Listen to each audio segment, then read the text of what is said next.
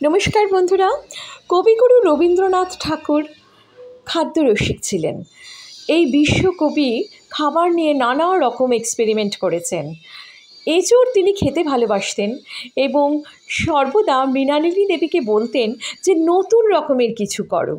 তো কবি পত্নী মৃণালিনী দেবী এঁচোড় কাঁচা আম দিয়ে রান্না করেছিলেন। তো কাঁচা আম দিয়ে এঁচোড়ের রান্না কবির খুব ভালো লেগেছিল এবং তারপর থেকে এটা কবির প্রিয় খাদ্যের তালিকায় রয়ে গেছিল। আজকে আমি কাঁচা আম দিয়ে এঁচোড়ের রান্না দেখাবো। কাঁচা আম দিয়ে এঁচোড় রান্না করতে গেলে প্রথমে আমাদের যেটা লাগবে সেটা হলো এঁচোড়, এবং এই এঁচোড় কচি হতে হবে, খুব বেশি বড় বড় দানা যেন না থাকে, একদম কচি এঁচোড় যেন হয়। কচি এঁচোড়ে এই রান্নার স্বাদটা খুব ভালো লাগবে। এঁচোড়গুলো আমি টুকরো টুকরো করে কেটে নিয়ে নুন জলে ভাপিয়ে নিয়েছি। এবার কড়াই সর্ষের তেল দিলাম।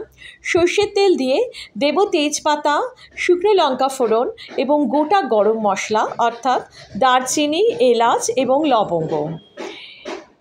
ওদিকে আমার এঁচোড়টা সিদ্ধ হয়ে এসেছে, মানে হালকা সিদ্ধ করে জল ফেলে দেব।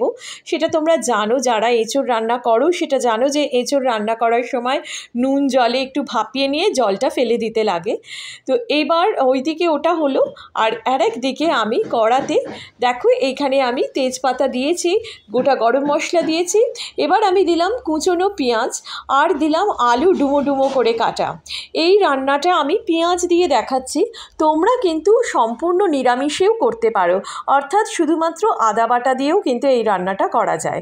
কিন্তু আমি এখানে পেঁয়াজ, আদা, রসুন এই তিনটে দিয়ে একটু আমিষের দিকে যাচ্ছে রান্নাটা, সেইটা আমি করছি। এবার দিয়ে দিলাম টমেটো কুচি। একে একে আমি আদা বাটা, রসুন বাটা সব মশলা দিয়ে দিলাম। দিয়ে এবার মশলাটা ভালো করে হতে থাকবে, আলুর সাথে কিন্তু এই মশলাটা হবে। দিয়ে দেব পরিমাণ মতো হলুদ গুঁড়ো এবং অবশ্যই লবণ। এরপর আলুর সাথে এই মশলাটা কিন্তু আমরা কষিয়ে নেব। অনেক রান্নায় হয় যে মশলাটা আলাদা কষিয়ে নেওয়া হয়, কিন্তু এই রান্নায় আলুর সাথে কিন্তু মশলাটা কষবে। আলুর সাথে মশলা কষে নেওয়ার পর আমি এই যে এঁচোড়ের টুকরোগুলো দিয়ে দিচ্ছি। এইগুলো কিন্তু আগে থেকে ভাপানো আছে। এই এঁচোড়ের টুকরোগুলো আমি দিয়ে দিলাম।